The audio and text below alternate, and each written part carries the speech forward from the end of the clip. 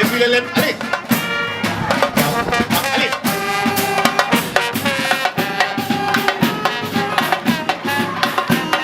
allez tàccu leen loolu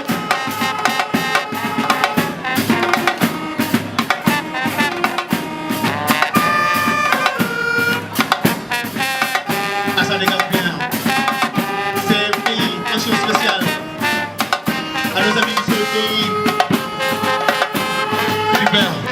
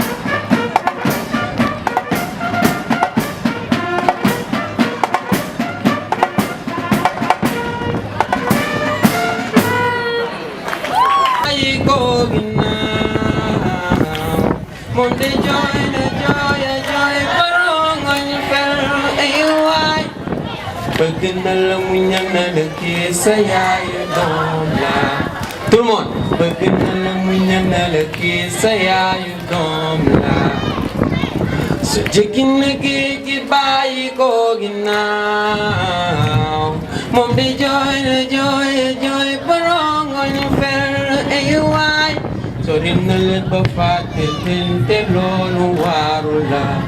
dina si baaxee. yes mais jox ma beneen naaj bi. waaw. tout le monde. def na ma góor yàlla su dur yee doom yaayam jàppale ma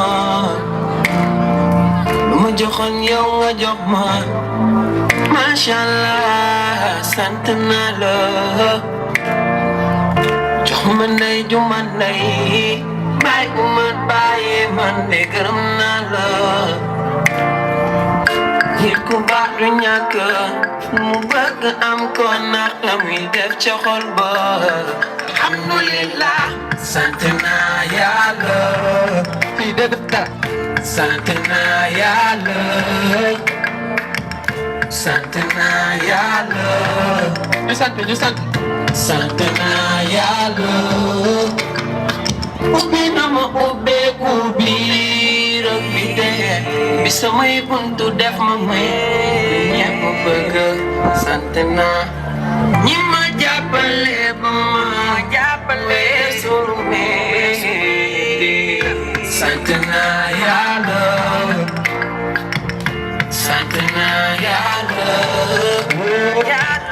sant naa yàlla yes yes. sant naa yàlla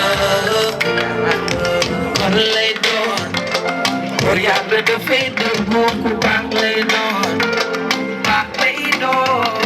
pour laaj doon fii ndigal mbootu yàlla bi moom lay yoon sant yàlla ba ma defee lii ma doon sant yàlla ba ma defee doomu ñaari góor sant yàlla ba ma musalee ci noon yi sant yàlla ba ma jiitalee sama yoon sant naa yàlla sant naa yàlla sant naa yàlla sant naa yàlla sant naa yàlla. jërëjëf. merci à tout le monde. nit su amee su ñàkkee bu nekkee ci jàmm bu nekkul ci jàmm loolu noonu lépp yàlla la kon nañ koy sant alhamdulilah merci à tout le monde. Dabo Monsieur le directeur du CFPI, Mesdames, Messieurs les chefs de service du Centre Talibou Dabo, chers collaborateurs, chers élèves, distingués invités, Mesdames et Messieurs, c'est pour moi un honneur et un agréable devoir de prendre la parole ici ce jour dans cette enceinte du Centre d'éducation et de réadaptation pour enfants handicapés physiques, plus connu sous le nom de Centre Talibou Dabo, à l'occasion de la célébration de la Journée internationale des personnes handicapées, le 3 décembre 2019, sous ce thème. Promouvoir la participation et le rôle des personnes handicapées, faire progresser le programme de développement durable à l'horizon 2030. En cette circonstance solennelle, permettez-moi d'abord d'exprimer ma profonde gratitude à toutes les personnalités ici présentes pour avoir bien voulu ainsi rehausser l'éclat de cette cérémonie. Également,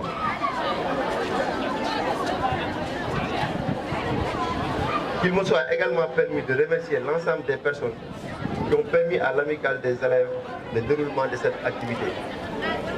Je profite également pour féliciter et remercier tous les acteurs qui ont eu à faire des prestations aujourd'hui. C'est des prestations qui ont énormément de sens. Le Sénégal, notre pays, s'est doté de la loi d'orientation sociale qui vise en son article 2 à garantir l'égalité des chances des personnes handicapées ainsi que la promotion et la protection de leurs droits contre toute forme de discrimination. Distingués invités, Mesdames et Messieurs, l'État du Sénégal a fait de l'épanouissement et du développement de la personne handicapée l'un des actes majeurs de la politique sociale du gouvernement.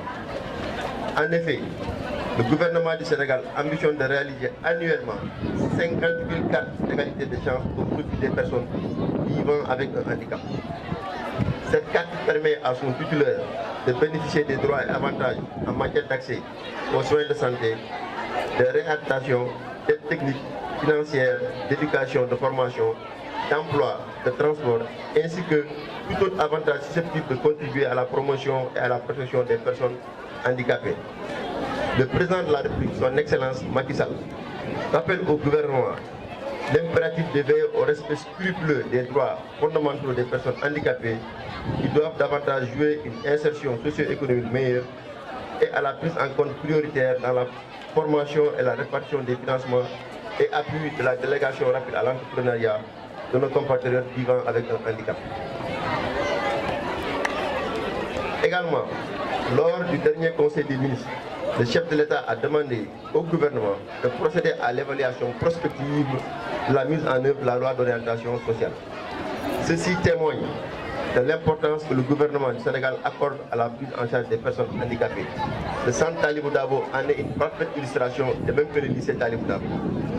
Mesdames et Messieurs, distingués invités, le thème retenu par les Nations Unies cette année pour la Journée internationale des personnes handicapées est promouvoir la participation et le rôle des personnes handicapées, faire progresser le programme de développement durable à l'horizon 2030. Cette thématique appelle notamment les personnes handicapées à ne pas perdre d'espoir. Elle rappelle à la communauté internationale que la problématique de l'inclusion des personnes handicapées est encore d'actualité et doit se faire dans tous les secteurs de développement. Tout est alors possible, notamment en matière de santé, d'éducation, de formation, d'insertion socio-économique et professionnelle, de construction d'infrastructures publiques ouvertes au public, la participation à la vie publique et politique et aussi en matière de sport. Bref, pour un avenir meilleur pour nos compatriotes handicapés. En nous indiquant l'inclusion des personnes handicapées que le futur est prometteur, le thème de cette année nous invite également à redoubler d'ardeur au travail et de faire la prise en compte de l'approche handicap dans les mutations sociales. Une question plus que d'actualité. Dans un cadre particulier, l'amicale des élèves du Centre Talibou Dabo a tenu à marquer chaque année cette journée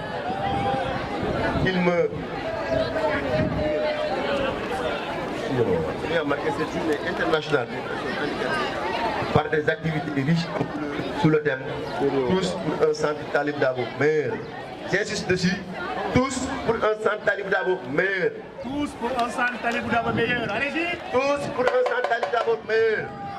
Tous pour un centre Talibou Dabo meilleur. C'est possible et nous y arriverons. Inch'Allah.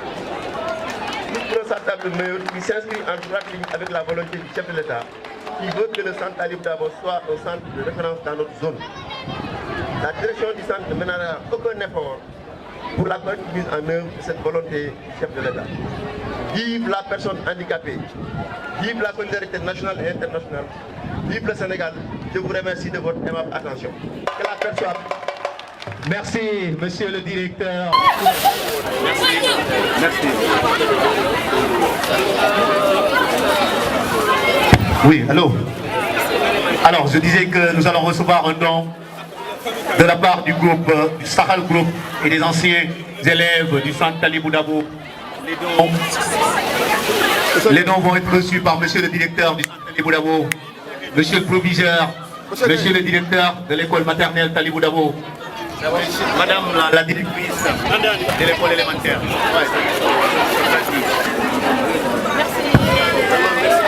Alors, je disais que c'est un don composé de matériel scolaire pour les enfants, mais aussi des béquilles pour les enfants.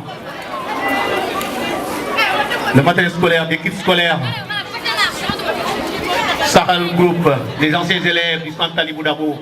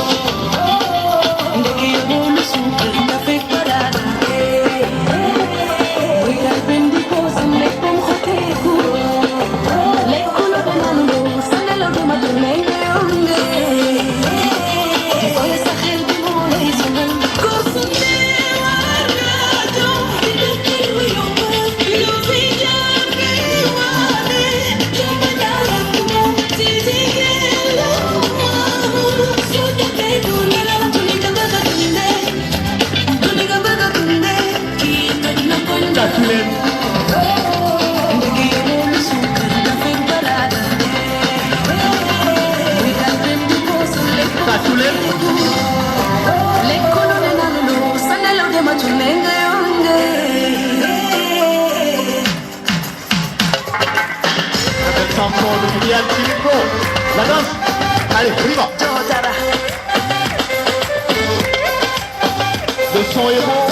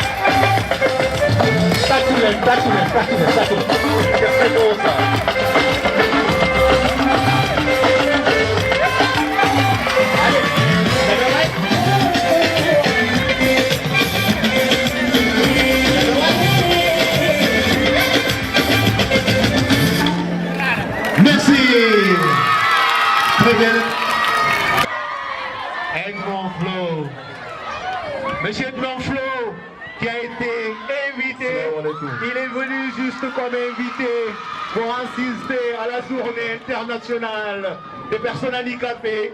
Salam alaikum, Et ils m'ont dit, je ne peux pas être là, que je sois invité par mes jeunes frères, mes neveux, et de ne pas faire une petite prestation pour mes neveux. De toute façon, ce n'est pas la première fois au C'est pas la première fois de moi. Et ça fait longtemps que chaque année, je me suis et aujourd'hui, je suis oui, moi. Ça fait 6 mois que je suis parce que moi, je suis invité. Exact. Merci, madame. Donc, faites pas ça. Comme que ça, oui. dañ koy acapella rek mu neex. Ndeysaan acapella et un bon professionnel.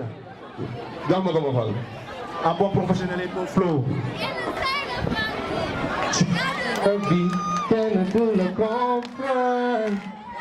Sometimes nga dem ba jàpp ni dootoo mës a kontaan. ci biir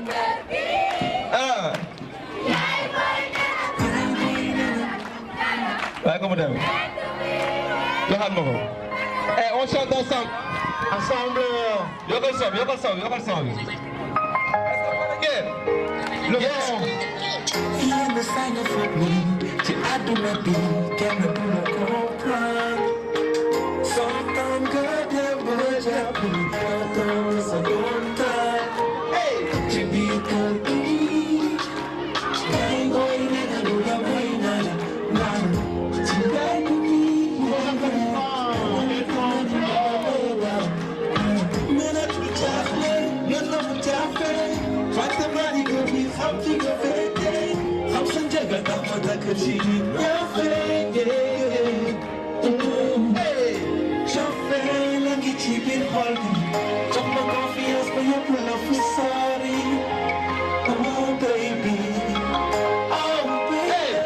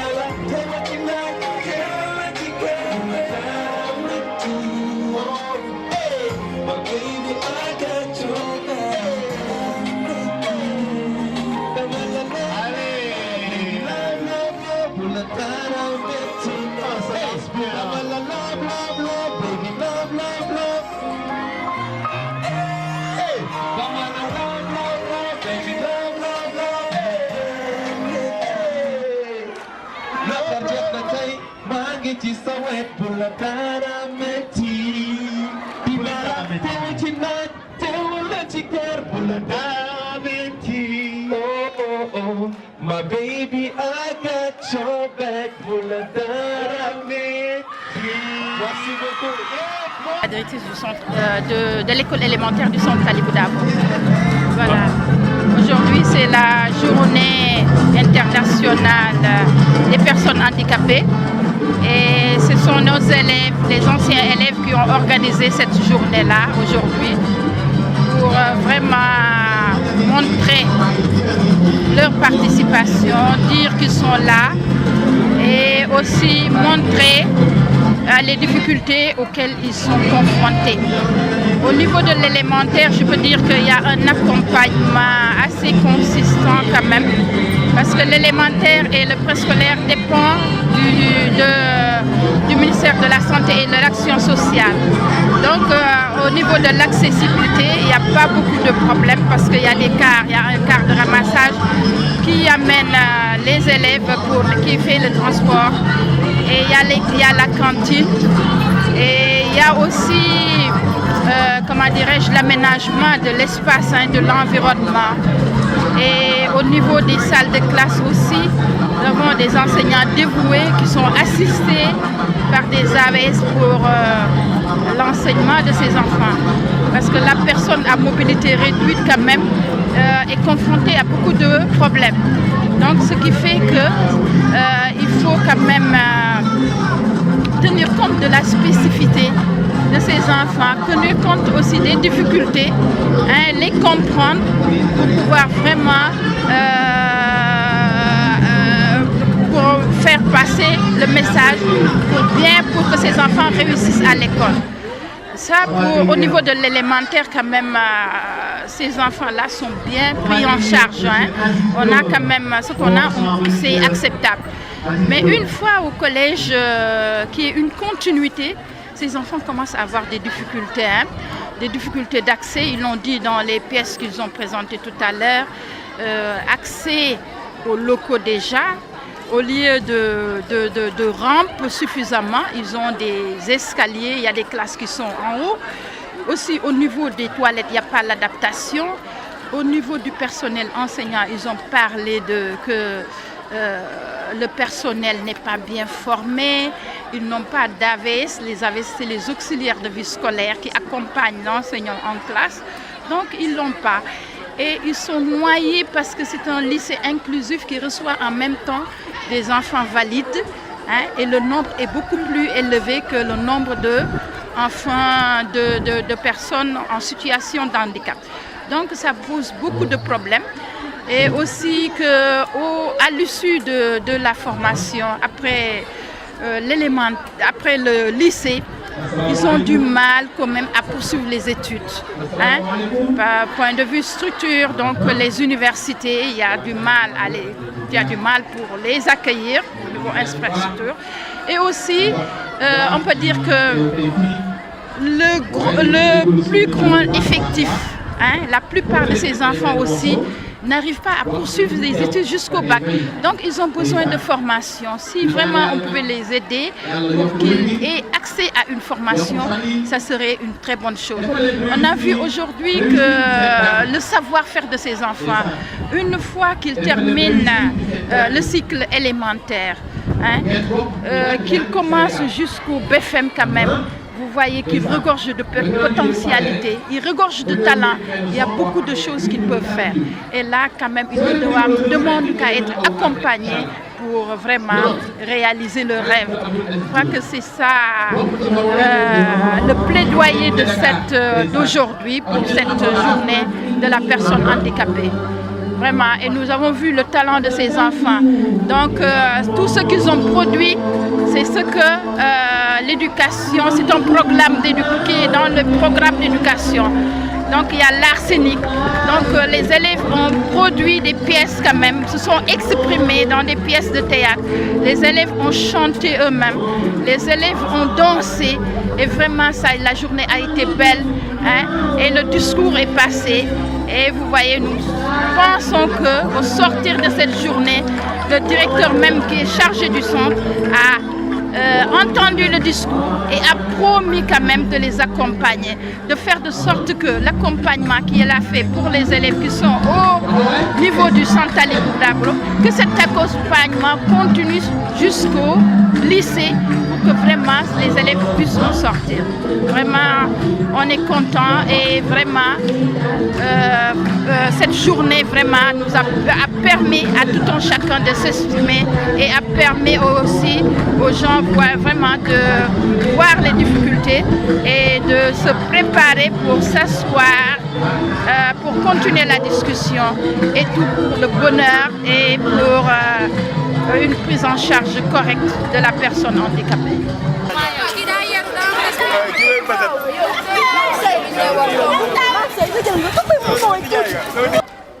li ñu doon wax kii bi mooy plaidoyer bi ñu doon def dañ ko dund moo tax te dund nañ ko bu baax sax parce que ñu peut-être ñun am na suñu bac man ak sama adjointe bi fi jógee léegi mais am na ñeneen ñoo xam ne amuñu chance su am bac bi wala ñu àgg si benn niveau bi duñu mën a sax am niveau BFEM lan moo tax maanaam duñu àgg seen jàng fenn fii lan moo tax parce que lycée bi bokkul ak élémentaire boo nekkee élémentaire soo mënul bind dañoo jël ñoo xamante ne pour loolu kase moo tax moo leen tax a jóg pour jàppale ñi nga xamante ne mënuñoo bind di leen bind wala ñu wutal leen ay ordinateur ñuy bindal seen bopp te lycée ba loolu amu fa ku si nekk devoir bu jotee soo amul ku la bindal dañ lay may 0 même bu fekkee que ne ñëw yaa ngi si classe bi parce que amoo ku la bindal moo tax léegi prof yi tamit mënuñu tout le temps prof yi fa nekk kii ñu suivre ñu benn formation boo xamante ne mën nañoo yor élève handicap amuñu benn formation boobu toilette yi aussi adapté wul ak ñun amul rampe amul dara ñi yor chaise roulante mënuñoo dugg ci toilette lycée bi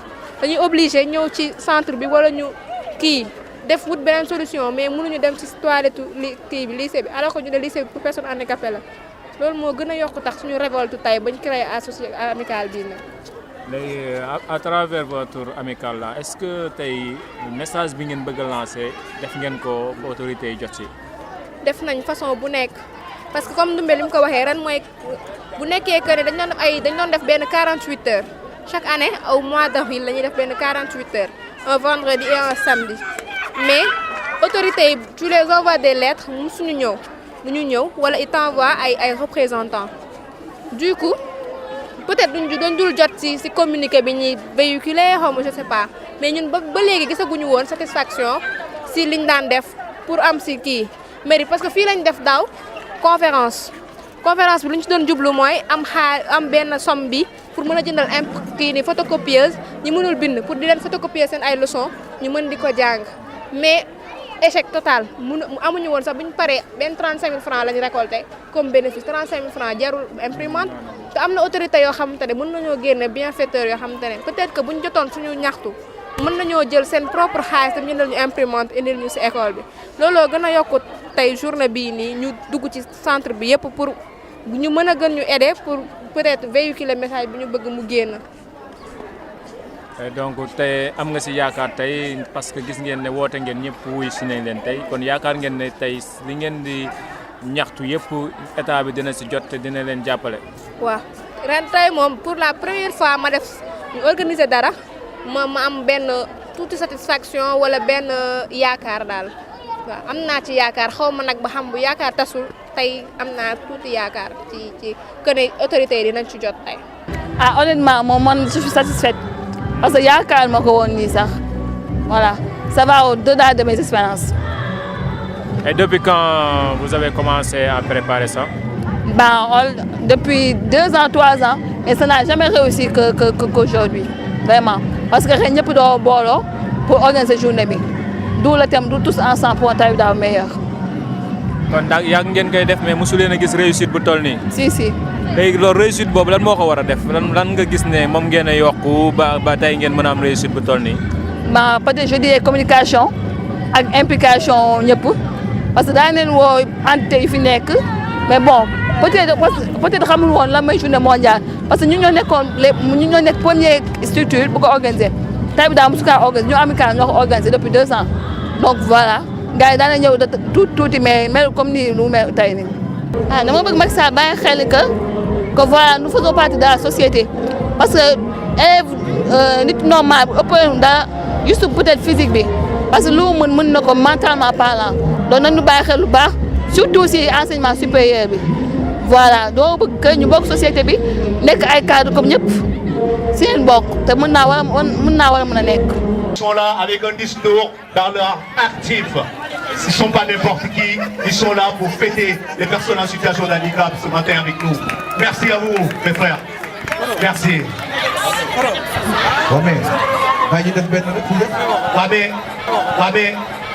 Est-ce que toi, vous allez avoir assez de vous, de vous baisse.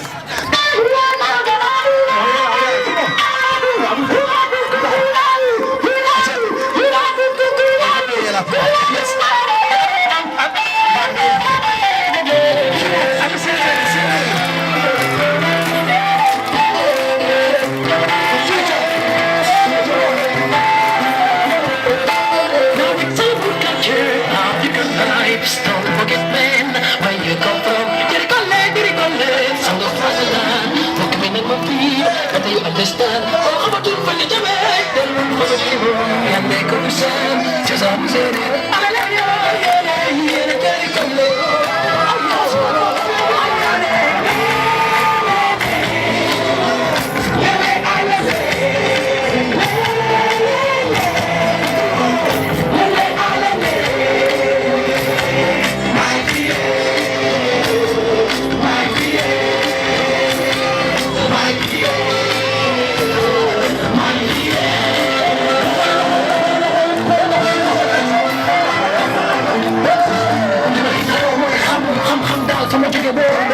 From the Jamaica, and I tell you what, from the Caribbean, say, we're on the road, mama boy, let me pick it up, my culture, I'm gonna take it down from the good moon, get this sweet, je vais, on va pas xam qui sont les meilleurs, sont des tchèques, africains, ou bien, lu ci sa aada, fuy sa skan, xarit sama war nga xam ni di la ko ngoon, de la sama nga tegu ci yoon, cangaay lañu ñu sànde, jaarama, yu sa di buubuli, pare lu ngambon, ñu jublu na ngay lu bëgg, jaarama sàlla, eliman ngay see, pa doon me, xanaa fi ñu jóge, ay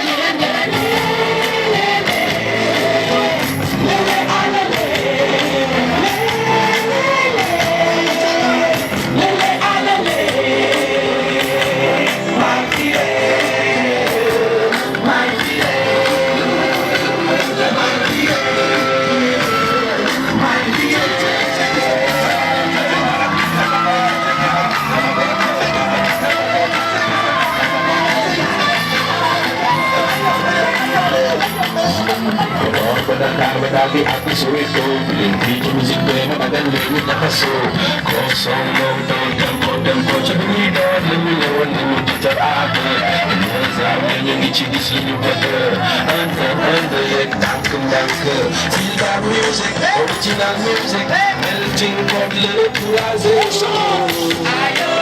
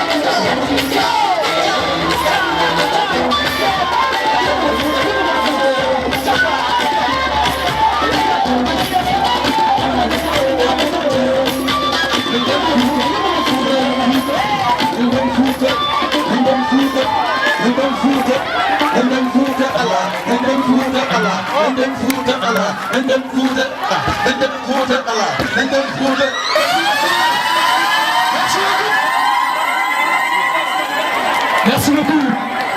Merci, c'est un réel plaisir. Merci à notre frère Babacar, vraiment pour l'invitation.